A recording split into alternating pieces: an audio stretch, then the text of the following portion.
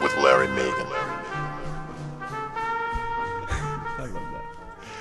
Well, listen, guys, I'll tell you what, this is going to be an experience and a half. You're going to have to, bear with me. Jonathan, no laughter over there, okay? No, we're going to have a kick-ass time All tonight, right, man. listen, I'm kind of trying to engineer the show myself, and, I've had Ronnie here for the last 3 weeks, and he couldn't make it. He went out of town for a couple days, and he said, don't worry, you can handle it, and so I'm learning the software, the mixing board, and I'm trying to do everything by myself. So, You're going to be awesome. Bear with me. I learned a little bit while doing your show, and, half the time I had your mic down. I forgot to tell you that, but no, I'm kidding. Really loud.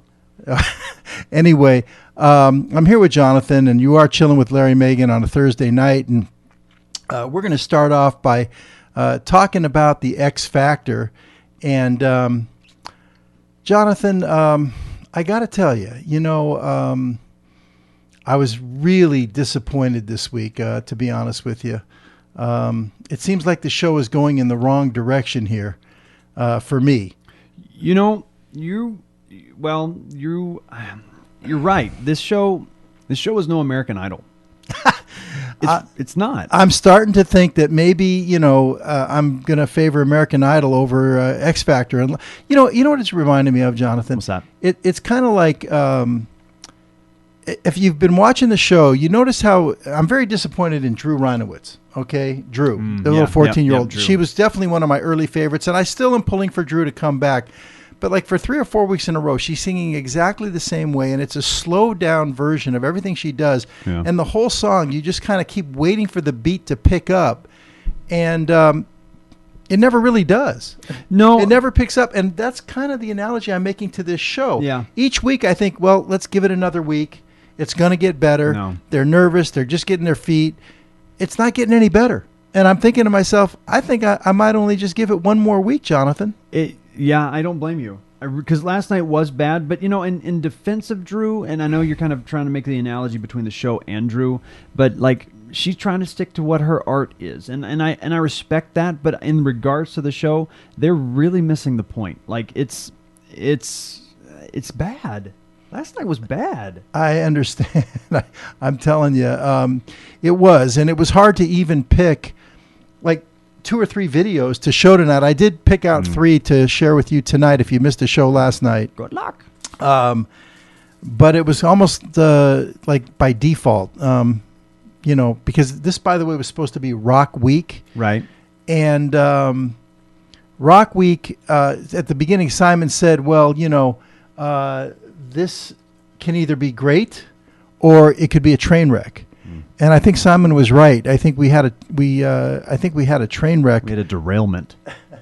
I think we had a train wreck on our hands here. So, maybe it was a derailment. But tonight, of course, was the elimination night, and I really couldn't focus too much on the show. You got to the studio here, and I was trying to get prepared for tonight's show, and I'm not fully prepared, but we're going to have fun with it. That's right. And we got in position just in time to see the elimination. Yeah, that's what we needed to see anyway. And, before we went to the TV, I did ask you for your bottom 2. Yep. And you had given us... I said Stacey Francis, and I was going to go for Leroy. Right. What's his last name? Leroy Bell. Bell. Right. Yeah, absolutely. And... in the end, and I had given you Stacey Francis and Chris Renee. True, you did. And, we both had Stacey Francis in the bottom 2, and it was Stacey Francis, indeed, who did get the boot from the show tonight. But I would say at least I feel that, Stacey did show some class. I thought she took the high road tonight. The other one in the bottom 2 actually turned out to be Astro, who has not been my cup of tea the whole time, but I think that at least Astro, he did perform fairly well last night. Yeah, well, I'm always fascinated by Astro simply because he is writing his own lyrics. That's a huge thing weekly. The schedule that they have to be on for makeup, for costume, for sound checks, and rehearsals and meeting with the choreographers and those things. That is a crazy schedule that they're on. And then he still has the time to write new lyrics. that's a huge thing artistically. However, I thought he performed really well last night. However, his attitude tonight in the final dismissal round, that was classless. Well, I agree with you. In fact, he was chastised, I think, initially, not so harshly, but a little bit by his mentor, L.A. Reid.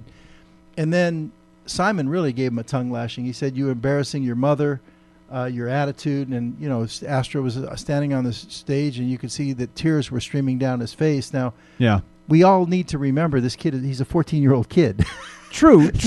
But, Larry, to that, he's got the mind. If he has the mind to be able to write these lyrics and get out such a great emotion, he should be able to control those emotions as well. And again, you're right. He is 14. He's 15. Wherever. It's an awkward period, even for a guy or a girl, to kind of go through mentally, emotionally, to kind of figure out, where they are. So I think, and I'll be honest with you, having, we've all been there, and going through rejection. It's tough, and to go through rejection on a platform like that to millions of people worldwide and in the United States specifically, it does kind of, it's a sting, because he's good and he knows he's good, but even in his audition when he kind of was up in Simon's grill for his original audition, I was like, oh, what's going on? But that was part of his shtick. It was, and it works. Yeah, it was part of his shtick, and I thought tonight when he came out, it was also part of his shtick. If you missed the show tonight, what he said was he walked out on the stage because, as you know, when they're in the bottom two, they have to sing off for the judges, to make a final determination as who's going to go home and who's going to stay. Right. And Stacey Francis went first, and she sang, and it was somewhat painful, quite frankly. Not as painful as last night, though. No painful. She tried to, do a gospel song. Yeah.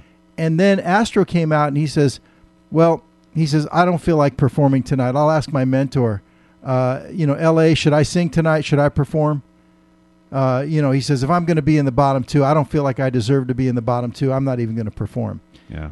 And L.A., of course, told him that he must perform. And, again, he did chastise him later for his attitude. But it's kind of like a guy who has an all-star baseball career and a fairly obvious Hall of Fame career. Clearly. And, it's one of those kind of situations that he expects to be a first ballot Hall of Famer. Right. And if he doesn't get in on the first ballot, he's insulted. Right. Yeah. What do you mean?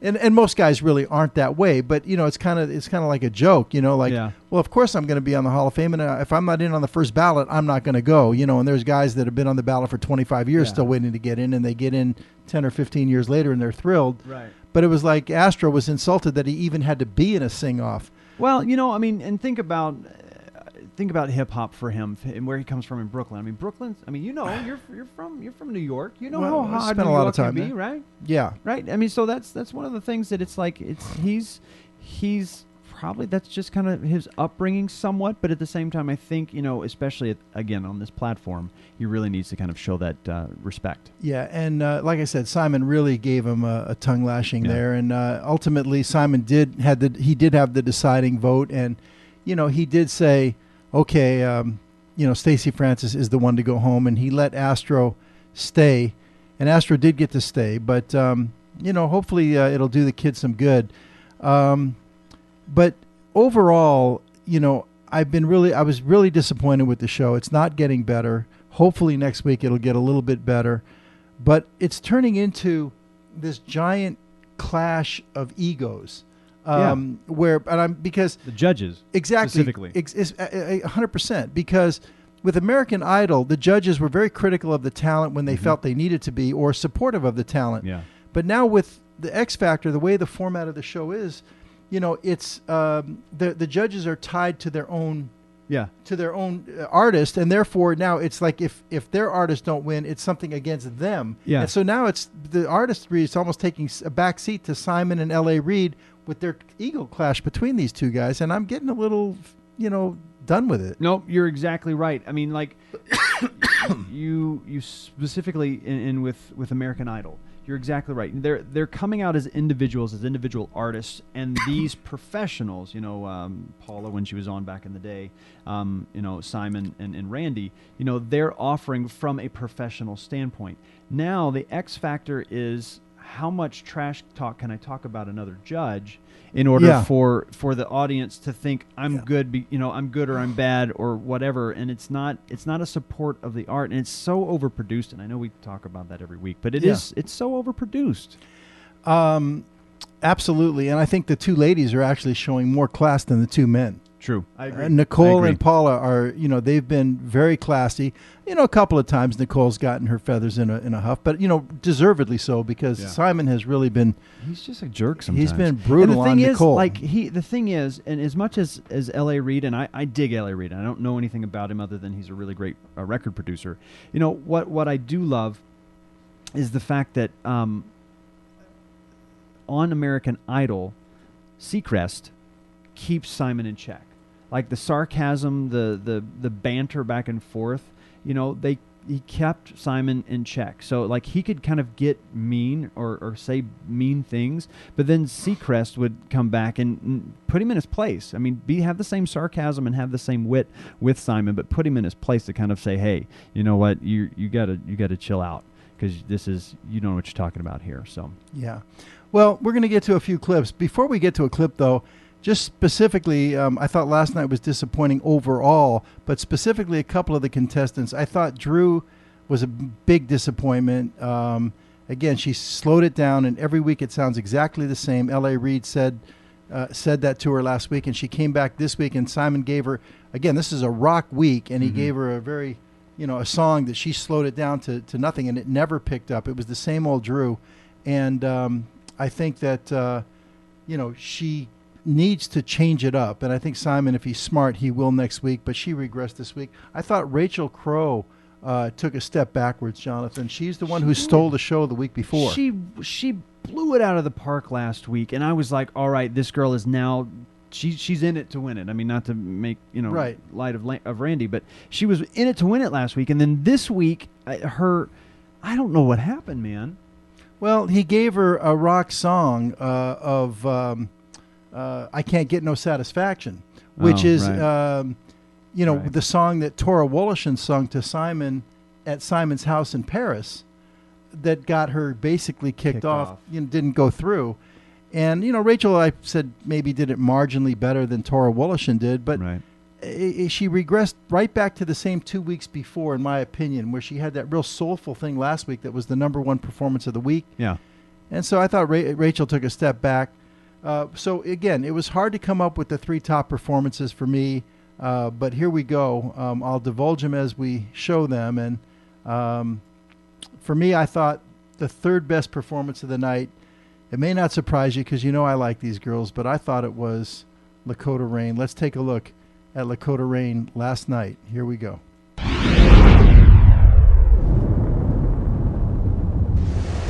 Last week, Paula Abdul lost the 2nd of her groups. Now she only has 1 left, and they're up next. Paula? Yes.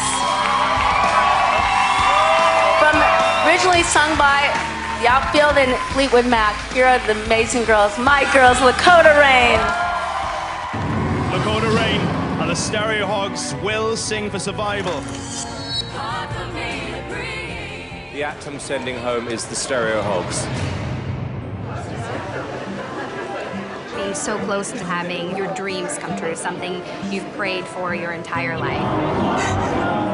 Know that it can all just disappear. It's devastating because when you go home, it's not like this anymore. It'll never be like this. Back home in Texas, I'm homeschooled, so I don't know, I'm kind of alone a lot of the time, but once I was put in this group, I not only have 3 best friends, but I have 3 sisters now. I run a daycare center. I miss my kids, but I love it here. It's nothing better than going to sleep and you're in your dreams, and then you wake up and you're still in your dreams.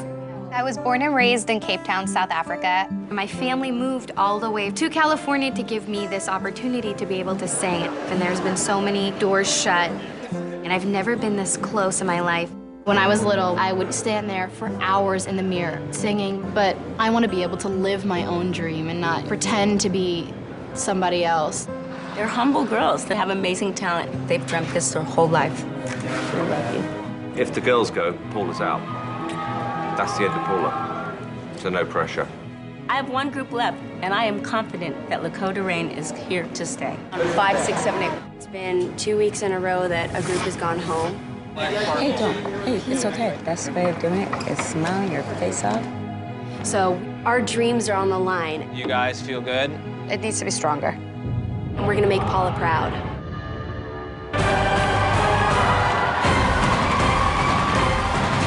Lakoda Rayne.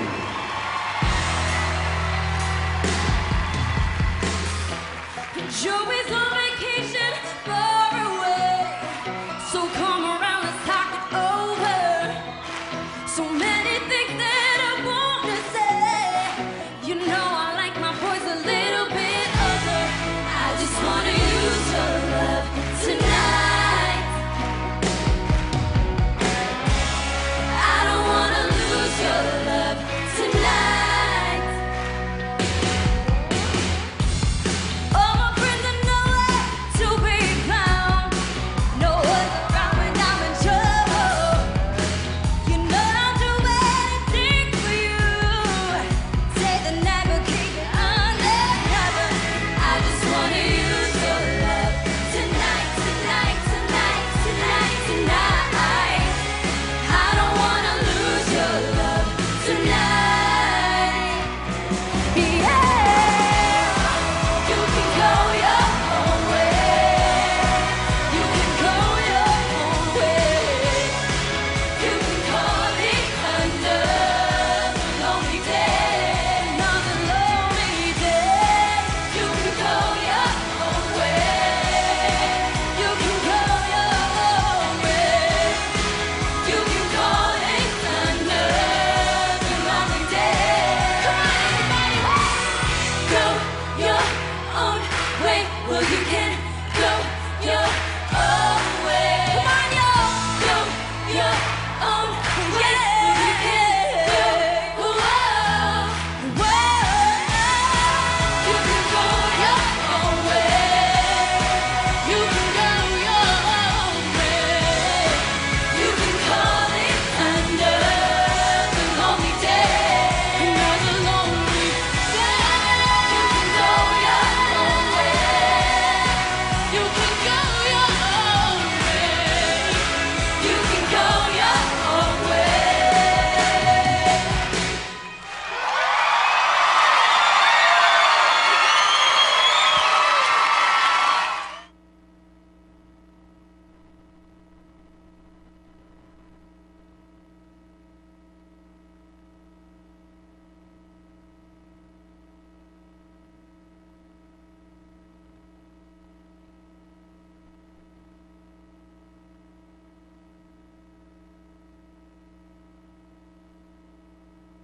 What? Oh, we got volume. Hello. Check. Check. I'm one, by check. myself here, guys. Check 1, 2, 3. We didn't have 4. our volume here. What I was saying Now we got an echo. was that Kill for it. me, got all kinds of sound things going on here. For me, I thought that was their best performance of the year.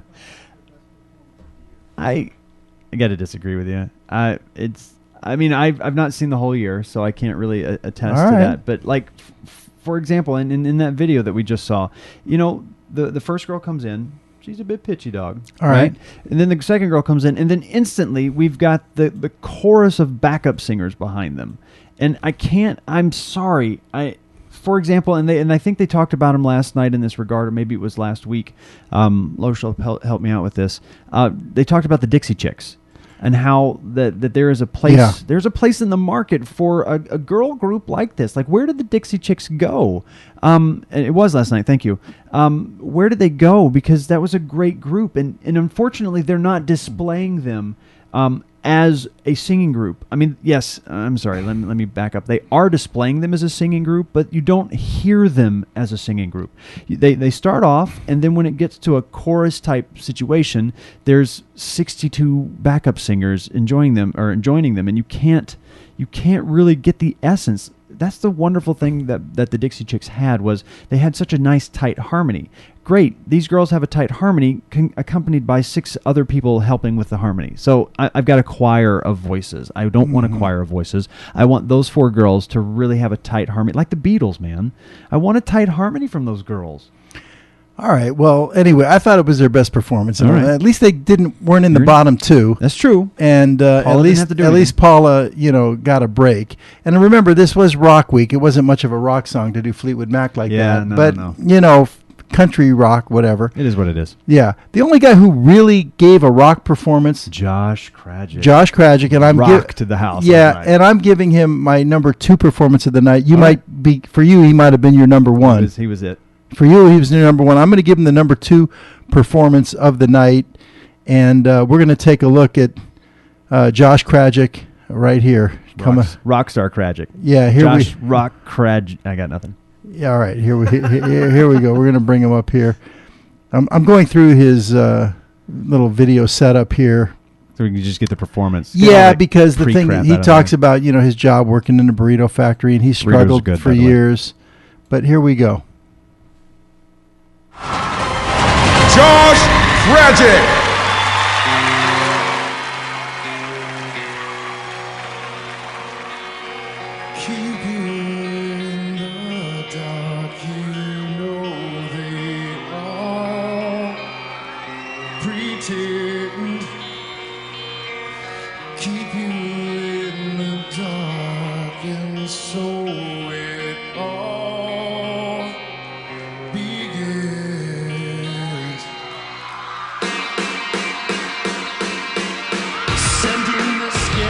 Sing as the bones go marching in again.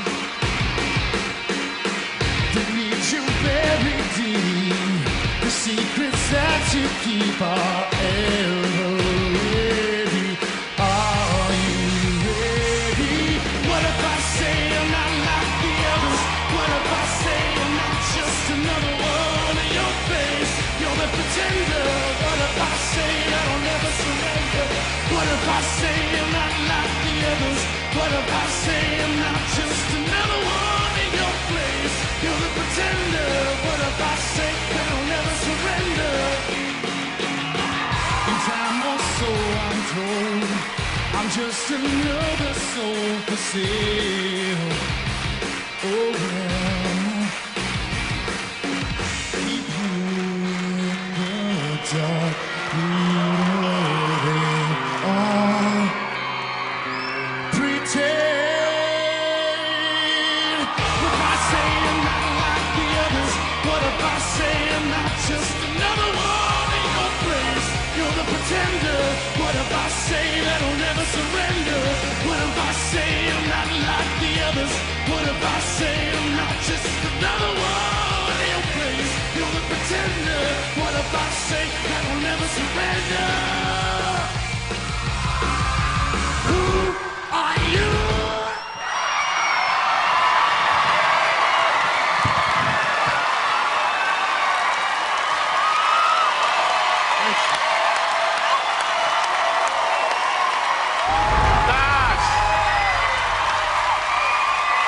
All right, Josh. You have the authenticity. You have the stage presence. You picked the right song, and you're the only person that's really rocked this house tonight. I love that. Thank you. Josh, everything about tonight has worked unbelievably for you. Not only is this my favorite performance that you've done, but by far the best performance of the evening. Amazing, amazing. You're so good. Thank you. Josh, never ever listen to a single person again on this show, because that was, I used it last week, I've got to say it again, bloody fantastic.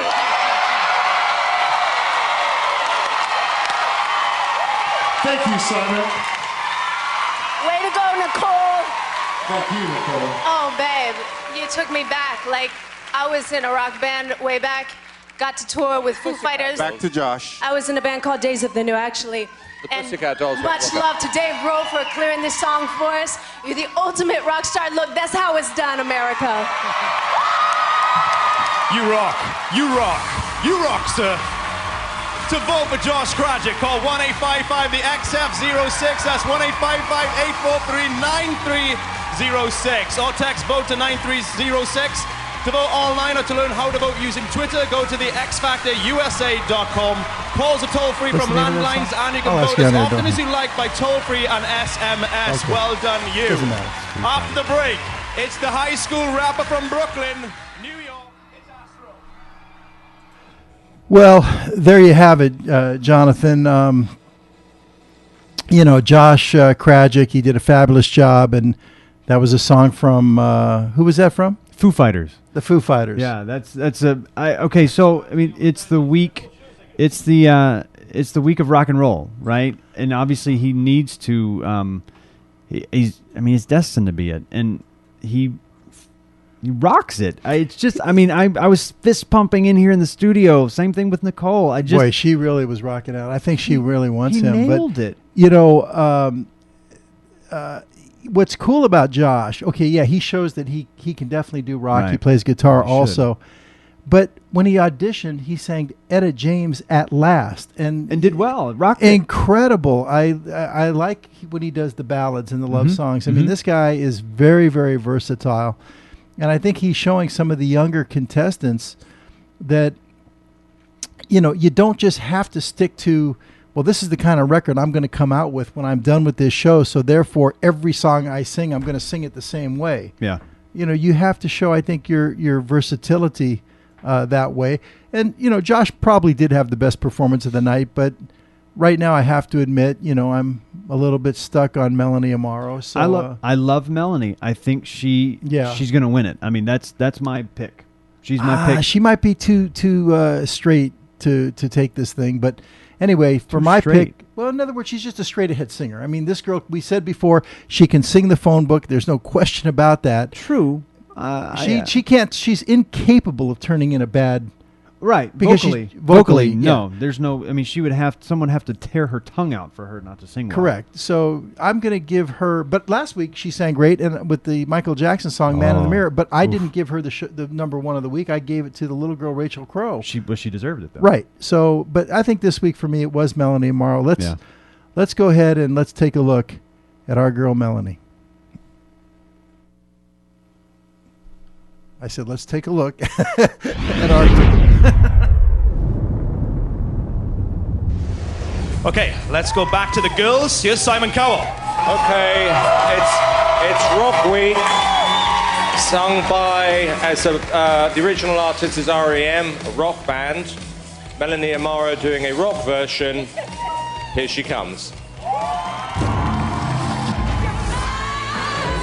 Last week, Melanie was amazing. That was your best. My relationship with Simon is very good. I thought you did seriously amazing. You helped it. He believes in me so much.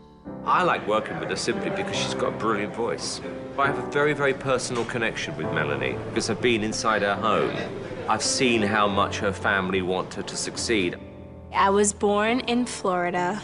I was about 3 or 4, and I was taken over to the Virgin Islands to live with my grandparents because at the time my mom and dad were not in the position financially to take care of me and my other 2 brothers. And I came over here to Florida for high school, try to start a new life with my mom and dad.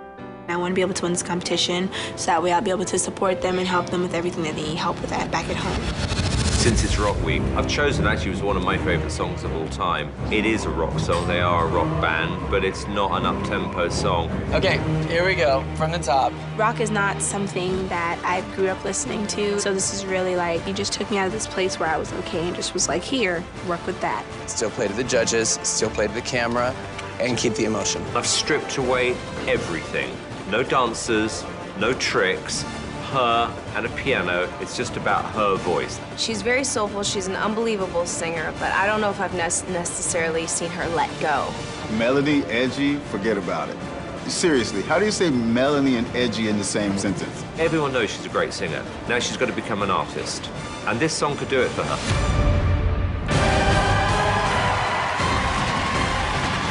Melanie Amaro.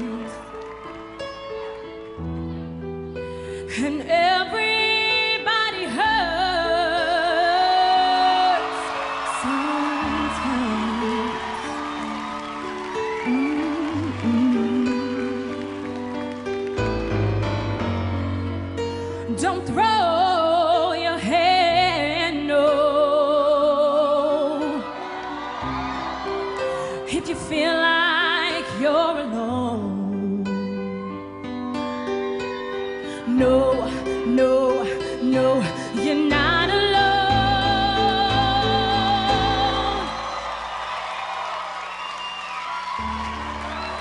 When everybody hurts, everybody hurts. Yeah. Everybody sheds a tear, they cry. So you gotta hold on, hold on. Oh, everybody hurts.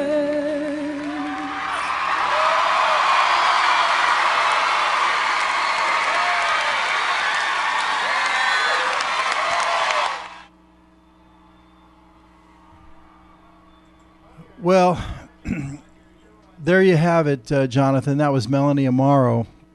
And now in hindsight, I'm going to say I'm going to give top performance to Josh. Although Melanie, again, She's good. She's good. And, I mean, it's an R.E.M. song, which technically, yes, R.E.M. is a rock band. Maybe not that song as far as rock. I wouldn't have gone there. They definitely have some harder songs that I would have probably gone for. But she sounds phenomenal. She looks great. She's got the stage presence, and even at the last part there, she really kind of takes us to church. She can get that Rocky in there, because we were kind of talking while we're watching the video, how it's, you say she's kind of straight, and that's kind of all she does. I think she has the ability to, but in even seeing the judges beforehand saying, I need her to let go. I agree. I need her to let go at sometimes as well. I want to see her. Right now, she's just riding on the fact that she has a freaking phenomenal voice, which is great. But I need her to bring the Josh Krajcik stage presence, and just in it, like I might like have a Janis Joplin or something. Let it go. Forget that there's people watching. Forget that there's people out there. Forget there's four judges judging you. Just live it and breathe it. Kind of like I said in my show previously. I cut off the judges' comments on that clip there, or we'd be here all night. But. Right. Paula kind of said that to her. She said, I want to see you really let it go, and I agree with you on that. But, that was pretty much, if you missed the show last night, you just I think saw the highlights right there. I mean, yeah, don't go to the X Factor website and try and watch all of them. We saved you an hour, 2 hours. But anyway, that's it for the X Factor. We're down to the top 9. Bye, Stacey. Stacey Francis. she's done. And now Astro kind of put himself on the chopping block with his attitude tonight. Yeah, I would have been okay had he gone. I know Stacey would have been gone. We'll see how that goes. And for the Classic Film Zone coming up, I really needed a little more time to research, but I do have a few clips picked out. We're going to try and do it. It's going to be Can with Frank Sinatra and Shirley MacLaine. So let's go to the Classic Film Zone. Said, let's go to the Classic Film Zone. I'm trying to go to the Classic Film Zone here, guys. Let's see if I can figure this out here. Come on now. Let's see. Come on, we can do it. Do the transition button. No, I know it's not the transition. What it is it's like almost a bug. You have to stop. Wait, it's got to be your bowl. Yeah. Let's see here. We'll see if we can get it now here. Hold on. This is awesome. Let me do a little song and dance. Everybody hurts sometimes. All right, you know what we're going to do? I'm going to go over here. Let me try it in this one. Everybody cries. Now, let's see if we can go to the Classic Film Zone. The way we go. We're not going. I'd rather go to Oz. When do we go to Oz? Huh? When are we going to Oz? I don't want to go to the that's film zone. That's at the end. No, we have to go to the Classic Film Zone. This is why we need Ronnie. He has to come here, and he has to engineer these shows. Okay, what are we doing? Oh, wait a minute here. This could be the answer. Now let's go. Now it's set up. When you see all these things here, it's ready. All right, that was the problem. I had it on playlist 2. It's got to be on playlist 1. You've ruined the playlist 2. All right, I'm learning as we go. Thanks for your indulgence, folks. Now we can go to the Classic Film Zone.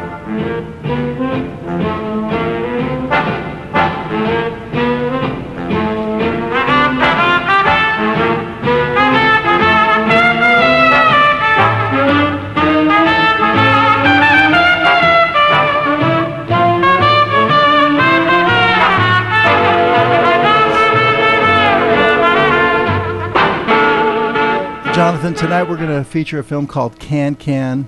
This is a movie that came out in 1960, and it was, of course, starring Frank Sinatra and Shirley MacLaine. It was put out by 20th Century Fox, and Sinatra kind of almost took over the production. He got involved, in the casting and everything. They had talked about possibly even Marilyn Monroe, perhaps playing the part, of Simone Pistache, the cabaret owner. But instead, he brought in his gal pal, Shirley MacLaine. And here's a picture of Shirley MacLaine with her brother, Warren Beatty. Now, this, of course, is years later. This is an older Shirley MacLaine here. But the big sister to Warren Beatty. And, Shirley MacLaine is interesting because here's a picture of Shirley with Dean Martin and Frank Sinatra. She was the kind of the unofficial mascot of the Rat Pack. And, of course, the Rat Pack with, Sammy Davis and Dean Martin, Joey Bishop and Peter Lawford, right around that time, 59, 60, 61, they were all about womanizing and boozing and everything. And Shirley MacLaine, never had any affairs with any of these guys. He said that Sinatra looked after her like a big brother would, and that's why they maintained their friendship and relationship for more than 30 years. Wow. And when Sinatra got involved, he kind of took over and said he wanted Shirley MacLaine to play the part. And the movie takes place in Paris, France. This is a picture here. Anyway, we can go back, but this is a picture here of Shirley MacLaine and Juliet Prowse. And this was the first starring role or feature role for Juliet Prowse, and she was quite a dancer. And she did, have a pretty well-known affair with Frank Sinatra. But the interesting thing is that Sinatra does have a love affair with Shirley MacLaine in this movie, but they're like brother and sister, and that's what makes this movie so interesting to watch.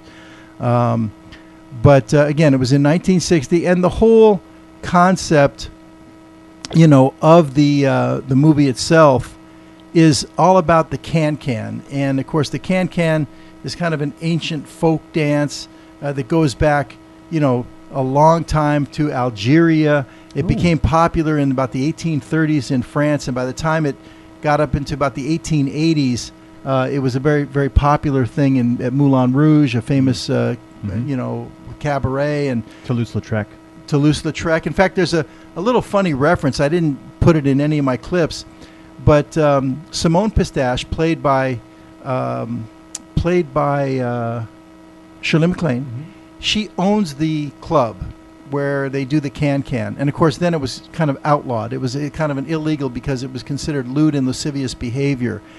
And anyway, so she has customers that come in and they, have a tab and they can't pay their tab. And one such customer was Toulouse-Lautrec. And so, he was paying the head waiter with his paintings. Wow, all right. And he brought the paintings to Simone, and she goes, "I don't want this trash." And they show a Toulouse-Lautrec drawing, painting, and she just rips it up. And she goes, "What do I want with this trash? I need money." It's hysterical. That's funny. Yeah, it is funny because, of course, Toulouse-Lautrec's paintings are priceless now.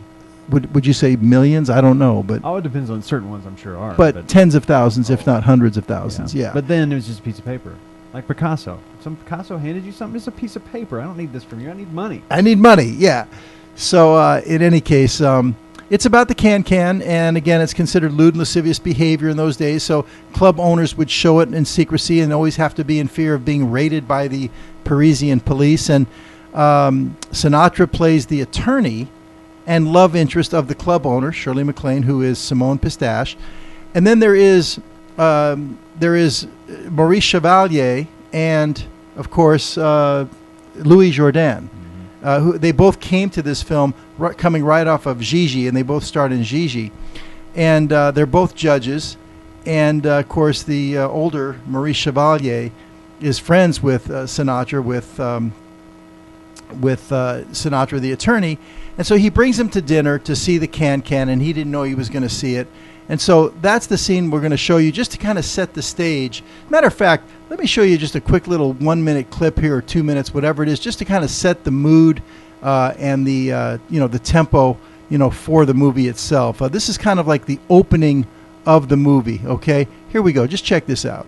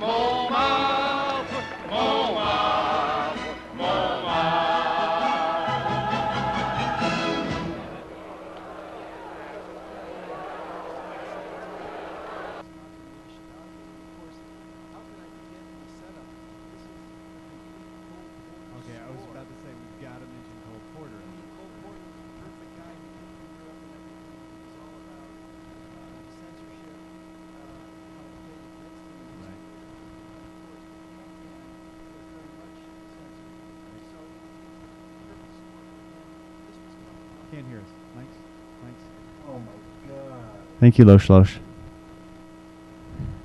Well, we'll get this thing down. That's why we need an engineer here. But and that's why we have the chat board up. Thank you, okay, Losh thank Losh. you, guys. What I was saying is, of course, that set the tone for the film right there with Sinatra and Maurice Chevalier. But it reminded me, how could I forget to mention this is a Cole Porter film, a Cole Porter score. Right. Jonathan?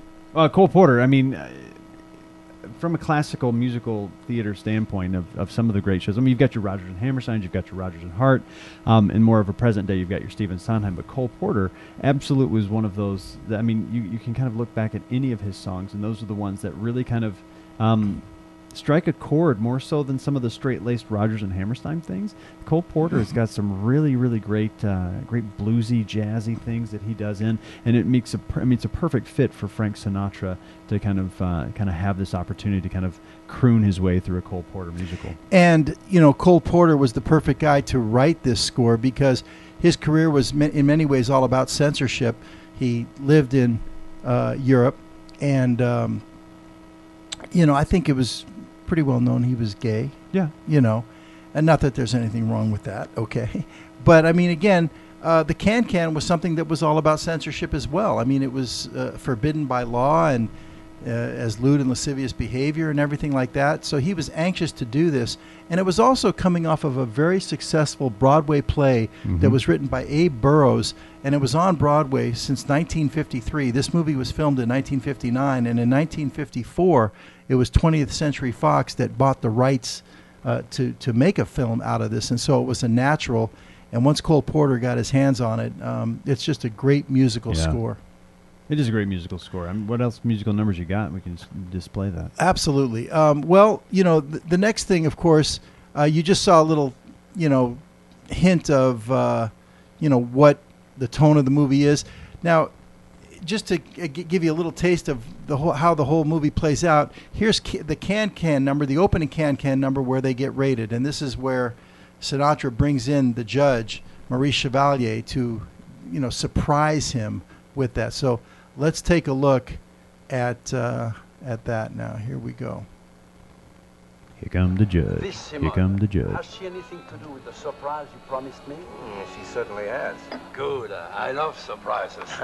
So does Simone. In fact, she hardly speaks to me if I show up without one. Andre.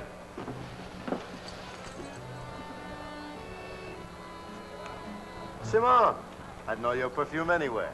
Friends, Francois, diamonds. Some of them. Oh, beautiful. You think she'll like it? She's very particular, that Fifi. Fifi, who Fifi? You always tease. Put it on. Go on, hurry, put it on. Then introduce me to your friend. No. Take your time, Francois. I'm in no hurry. Alley-oop. Oh, Francois, you'll never know how grateful I am. Yes, I will. Jewelry on my garter makes me feel irresistible. Oh, mademoiselle, resistance to you is unthinkable. And on French. Shame, though, no one will see it. I wish I could believe that. But this is Monsieur Barriere. This is Mademoiselle Simone. Delighted, mademoiselle. Monsieur Barriere, I've heard so much about you. Lies. All lies. No, nice things from Francois. Oh, but Francois is a gentleman. You know what I'm doing? I'm sitting on diamonds. Imagine me sitting on diamonds. It's quite a sensation. Simone. No, this is bad. No, but it's not exactly the sort of thing done in royal circles. Say, what's holding up the you-know? The can-can. It'll be there in a minute. The can-can? That was the surprise. She spoiled it. Now. Wait a minute. The can-can is against the law. You know that, Francois? You mean you don't want to see it? Of course I do. Who doesn't? But a man in my position, if it becomes known that I watched the can-can, what does the law call it? A lewd and lascivious performance? What could I say? How could I defend myself? But you needn't worry, monsieur. No one will ever know. But suppose the police arrive. The police will not arrive. Do you think I would have you caught in a raid? Francois has taken care of the police, monsieur. Believe me, I cannot afford to have this place in my clothes. You are sure? I am 2,000 francs worth sure. Well, I cannot approve officially. But what are we waiting for? Good.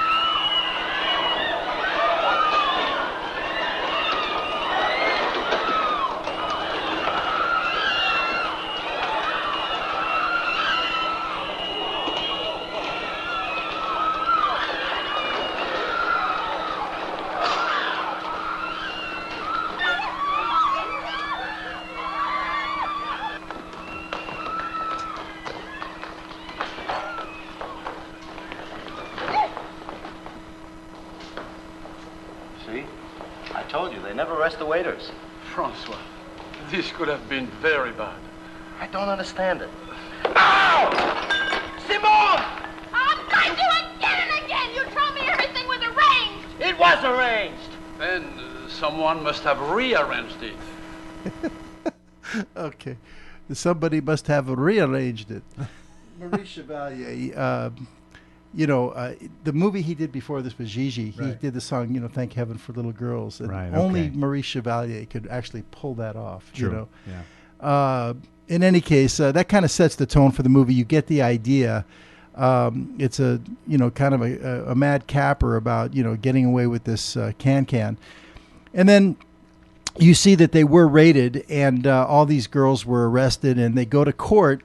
And when they go to court, we'll skip that scene, but this was Judge Maurice Chevalier was one of the main judges, but he also had a new judge, Judge Forestier. Okay. And that's played by Louis Jourdan, and he's a real stickler. He's not going to let him off. But ultimately, the cops were all on the take, and they couldn't testify, so they had to dismiss the case. And then he ends up falling for Simone. He tries to trick her, showing him the list of all the cops that are on the take, and she almost did. It's a cute movie. And then ultimately, he ultimately convinces her to marry him. And of course, Frank Sinatra is pretty much broken up about it because, he loved Simone, but he didn't want to marry her. He wasn't the marrying kind. But anyway, here's a quick little scene where the whole little interplay between Judge Forestier, played by Louis Jourdan, and Shirley MacLaine as the cabaret owner, Simone Pistache, they first get introduced to each other and they meet each other in her cabaret. And you're going to see what's called the Apache dance. And this is a dance that goes back many years also in Paris, where they kind of fling the girl around and throw her on the floor like It's a a rag. fight. Yeah, like a rag doll. And we just saw a little clip, you and I, of 1935, a Charlie Chan movie where they was even more brutal. But Shirley MacLaine does a nice job. She's a real trooper. And let's take a look at that. The Apache dance with Shirley MacLaine. You're going to see Louis Jourdan here, played Judge Forestier. So let's take a look at that. And let's see if we can get this thing to play. Wager. 1,000 francs. 1,000 francs. Perfectly all right. I'll take you up. Certainly. But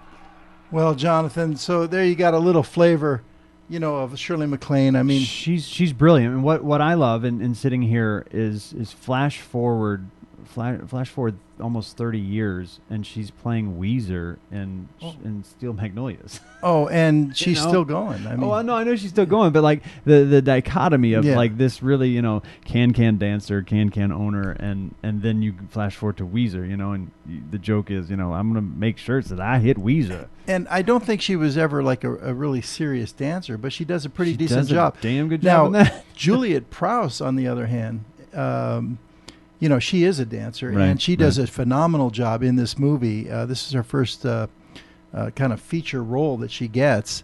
And, of course, it was pretty well known that Sinatra had a pretty good affair with Juliet Prowse. And but in this movie, the love interest, of course, is Shirley MacLaine as Simone Pistache.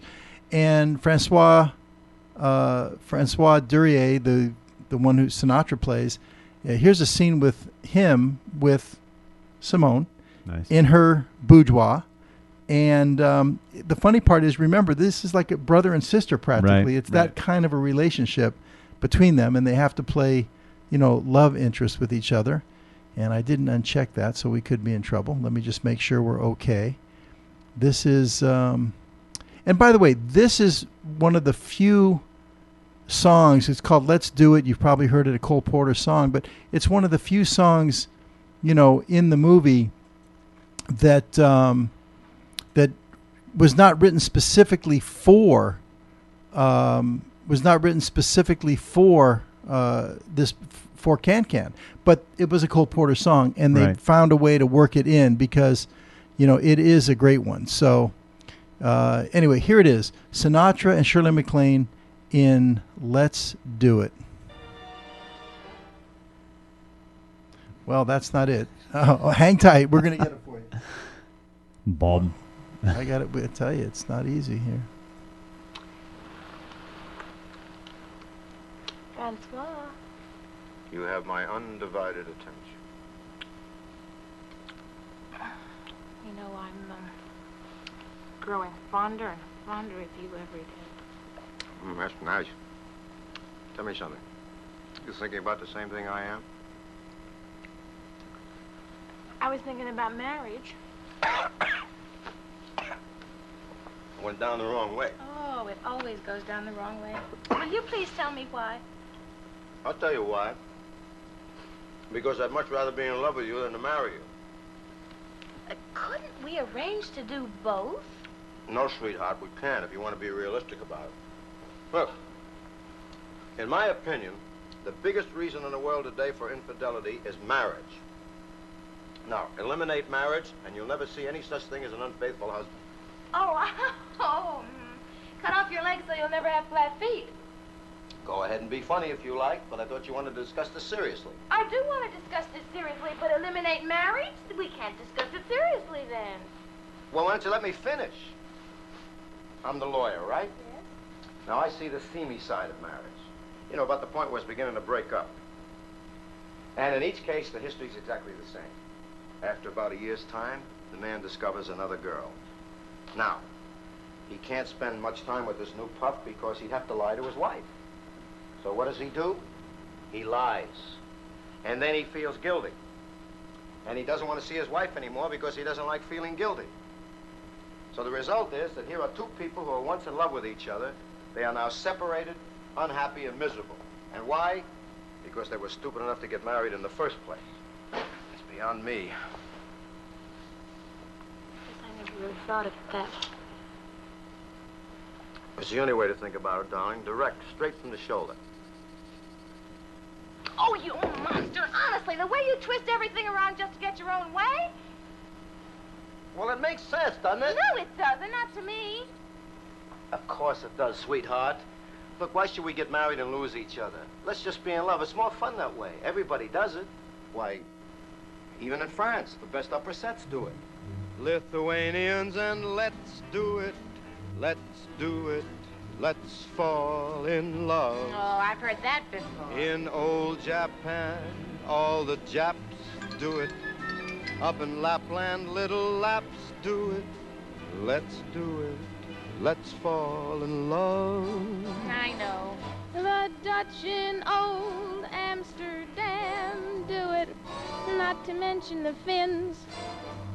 Folks in Siam do it, think of Siamese twins. In shallow shoals, English souls do it. Goldfish in the privacy of bowls do it. Let's do it, let's fall in love. The chimpanzees in the zoos do it. Some courageous kangaroos do it. Let's do it, let's fall in love. I'm sure giraffes on the slide do it. Even eagles as they fly do it. Let's do it, let's fall in love. Electric eels, I might add, do it, though it shocks them, I know. Why ask if shad do it? Garçon, the shad roe. The world admits bears in pits do it. Even Pekingese at the Ritz, do it. Let's do it, let's fall in love.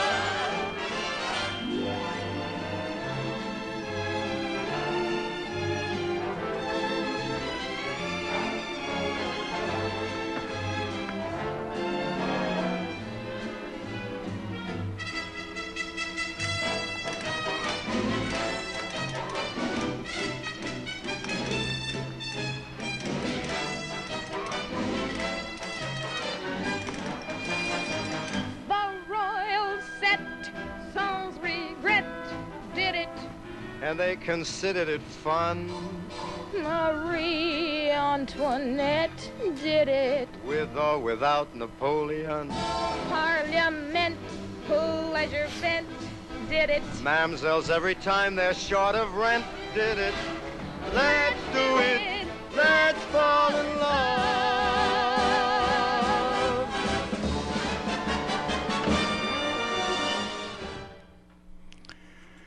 Well, you know, there you go. Sinatra. I mean, for me, any movie Sinatra's in where he's singing, you know, I'm there. I mean, it's Sinatra. I wouldn't want him doing. I mean, he does some good acting in other pieces too, but I'd rather hear him sing and act personally. Absolutely, absolutely, and a great Cole Porter song. Oh, Cole Porter, forget classic. about it. Yeah, absolutely. Well, we're running late again, so let's move right along. Now, this one, you know, I was tempted to skip it, but it's Sinatra singing. Why not? I got to do it. Just talk about it. Sinatra singing a Cole Porter song. Here we go. Now, he's going to sing it to Juliet Prowse, and you know, like I said, you know, they did have an affair, and she was pretty young at the time. So let's check it out.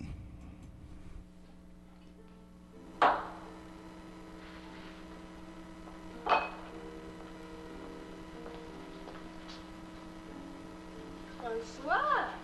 What is it? Oh, la la. What are you mad at? Not you, sweetheart. Ah. Mind if I have a drink? Pull up a chair. I'm lonesome. Oh, no. None of that. I'll take cognac. You're too cute a girl to be spending a lonesome afternoon.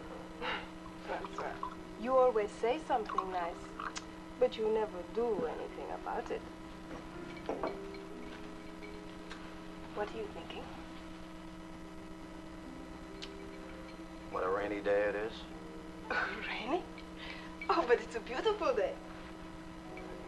That's what I said. You know, Francois, I could be very helpful in a crisis. I believe you could. But I'm sorry, sweetheart. It's the wrong time and the wrong place. Though your face is charming, it's the wrong face. It's not her face, but such a charming face that it's all right with me.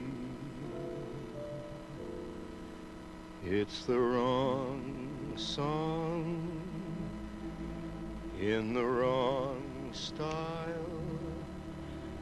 Though your smile is lovely, it's the wrong smile. It's not her smile, but such a lovely smile that it's all right with me. You can't know how happy I am that we met. I'm strangely attracted to you. There's someone I'm trying so hard to forget. Don't you want to forget someone too? It's the wrong game with the wrong chips. Though your lips are tempting, they're the wrong lips. They're not her lips, but they're such tempting lips that if some night you're free, dear, it's all right. Yes, it's all right with me.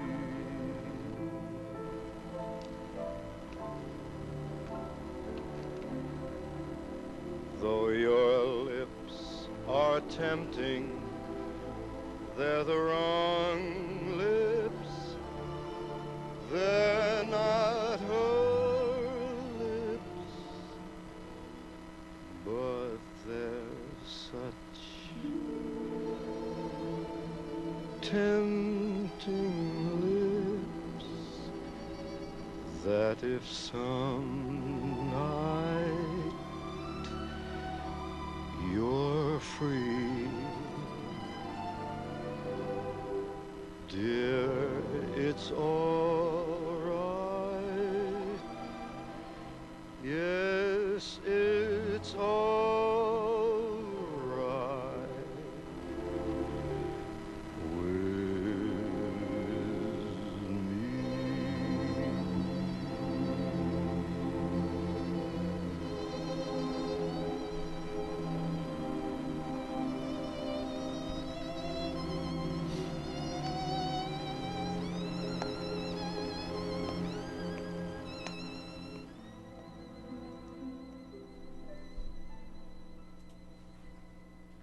And that came right after Simone Pistache told Francois Dernier, Frank Sinatra, that she was going to marry Judge Forestier, Philippe Forestier.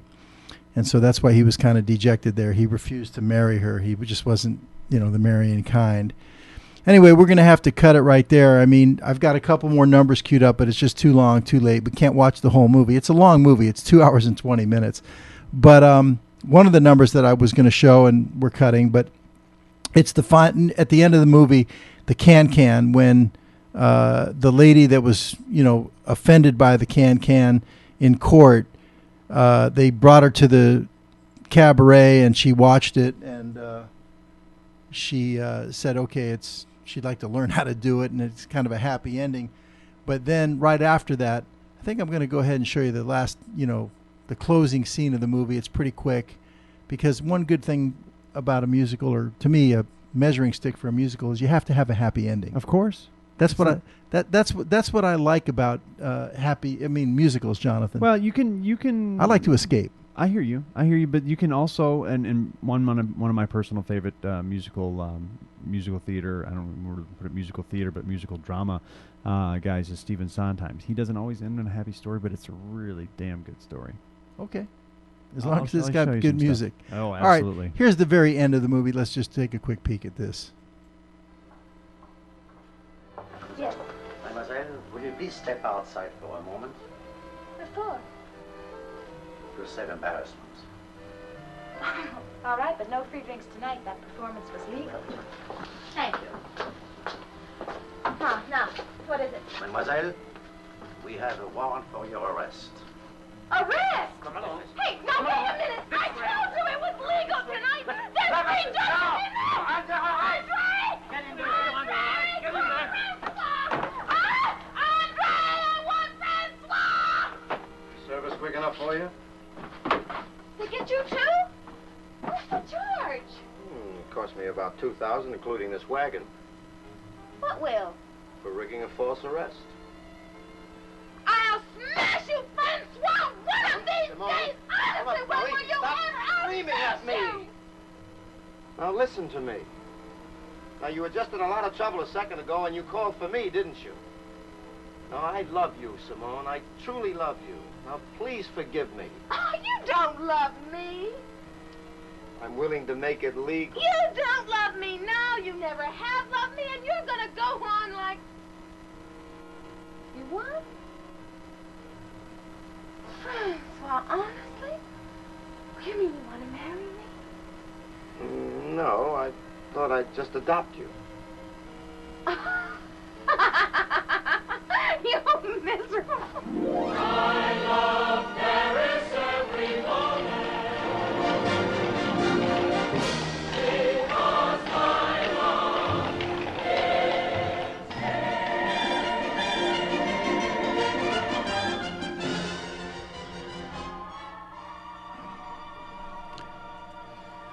Well, okay, happy ending. You know, Happy they're going to ending. get married. There were so many other clips I wanted to show. Couldn't do it all. We're already past the time. But, you know, like always, we're going to end every show with a Judy Garland Excellent. segment. So I think without any further delay, let's get to it. Judy.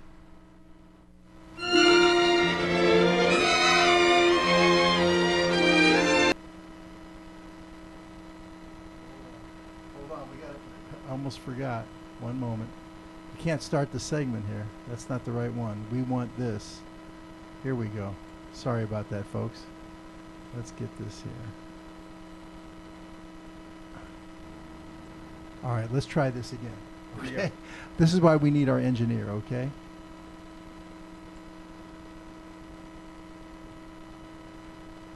Let's get stuck.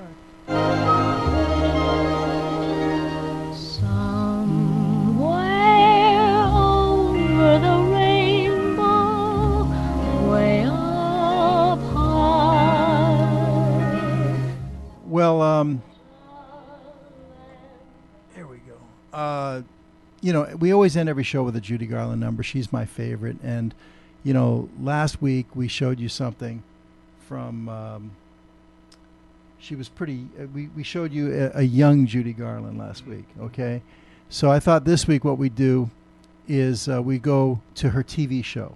And most of the things I'm going to show usually are going to be, you know, from her movies. But one of the things that she did on her TV show was that she would sing songs that she sang in the movies on her TV show. And her TV show is where I first got exposed to Judy Garland because my mother was a huge Judy Garland fan. Okay. And we'd sit around the TV and, you know, I think it was on Friday nights, if I'm not mistaken. We're talking 1962, 1963. Wow, okay. And when she had her show on CBS.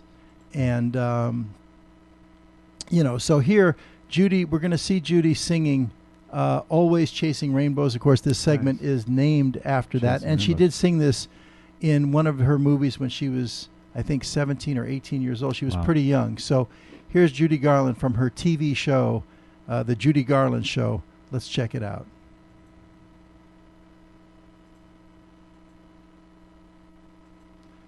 Well, again, we have an issue here. Let's see if we can get this right. See if I can get it. There we go. Now let's check it out. No, that's not it either. I want to check it out, Jonathan. I really do. Check it out now. You think this is easy, you know, but it's not. It's not easy. You got to focus. That's why we need Ronnie. I'm not a multitasker. You know, that's the problem I have here. All right, let's see if we can get this now. Let's see. Focus power. I'm concentrating now. All right. Now, here she is from her TV show. All right. There she was. There we go.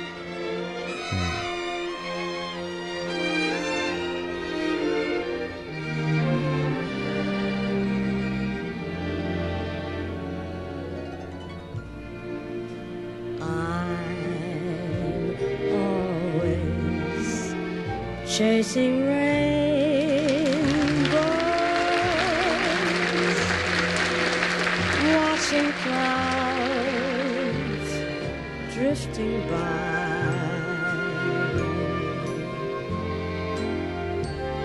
My schemes are just like all my dreams, ending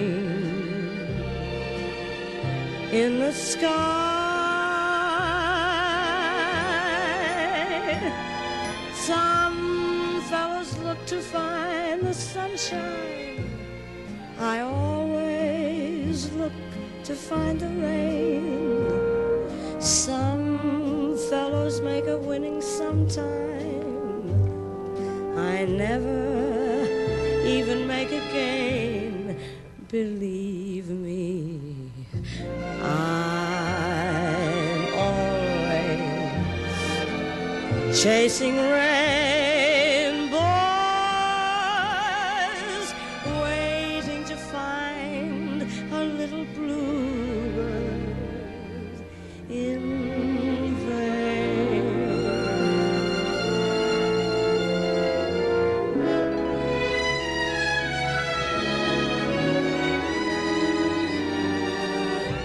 Some fellas look to find the sunshine.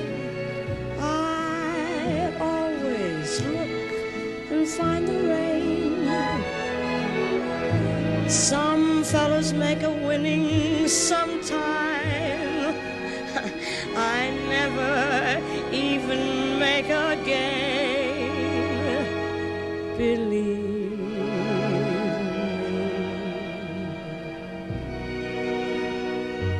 I'm always chasing rainbows, waiting to find a little bluebird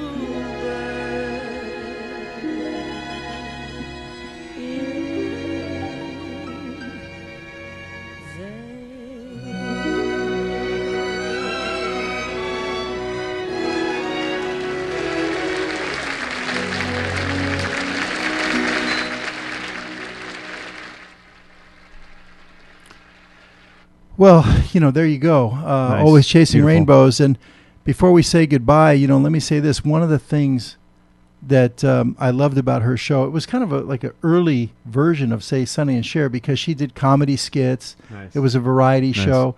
And she had a lot of guests, you know, from the industry that were on. And she sang duets with them, and Nice. she introduced new talent, and it was great. And I've got a little clip here. It's not a long one. We'll end the show with this. But this was, I would say, almost the passing of the torch, so to speak, when a young talent came along, and Judy Garland introduced a new young singer to America, and it's a great duet. I'm sure many of you have seen it already, but let's take a look at this as she introduces a young singer.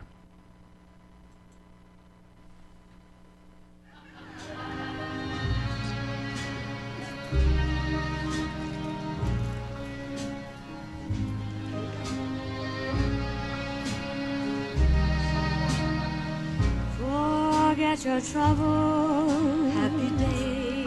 Come on, get happy. I hear again the skies, all your cares above are clear. Shout hallelujah. So let's sing a song. Come on, get happy. Cheer again. Get ready. Happy days are here again. The sun is shining together. Come on, get happy. Shout it now. There's no one who can tout it now. Shout hallelujah. So let's tell the world and just get happy about it now. We're happy days are here again. We're heading across the river. Soon your cares will all be gone. There'll be no more from now on.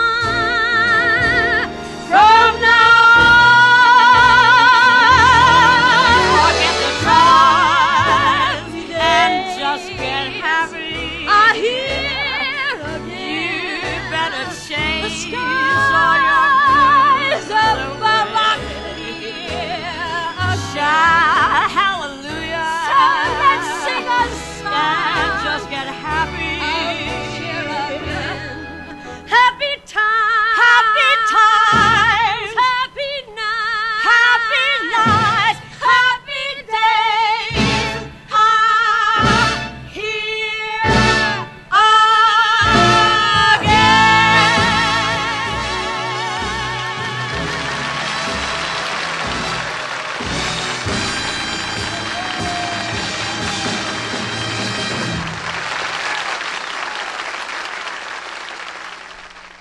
Well, there you go. Young Barbra Streisand. Amazing. And she pretty much held her own. Barbra just idolized Judy Garland. And, Barbara's kind of a big girl, and Judy's only 4'11". Little tiny thing. And wow, I didn't realize she was that what tiny. a big voice. And anyway, Barbara really held her own. She's Barbra Streisand. Hello. Anyway, thanks, Jonathan, for bearing with My me. pleasure. Thank you out there for all the goof ups on the engineering tonight. I'll get it down, but we'll have our Ronnie back here next time. I hope. He said he had to go out of town. But anyway, that's it for this week. We'll see you next week. And, I might even have don't hold me to this. I might have a special Saturday night show coming up this Saturday night. I'll post it on my Facebook page if we do. If not, now the question is, next Thursday is Thanksgiving. It is Thanksgiving. I'm not sure we're going to do a show that night. But all right. But maybe. Are you We'll up see. for it? If the studio's open, I'm here. Okay, if the studio's open. Well, we'll make that decision, Okay. This weekend. Sounds good. You and I will talk, and if we decide to do it, we'll post it on Facebook. But, until next time, just remember, never give up. Always keep pursuing your dreams, keep chasing those rainbows. And until next time, I'm Larry Megan. Peace, love, and all good things.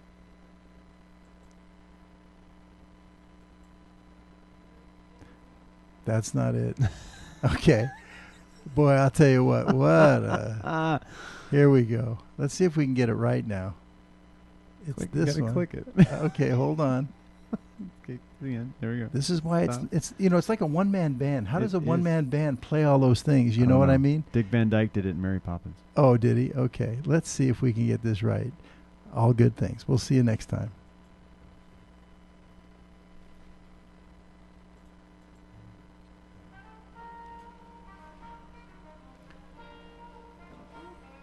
Hour 30.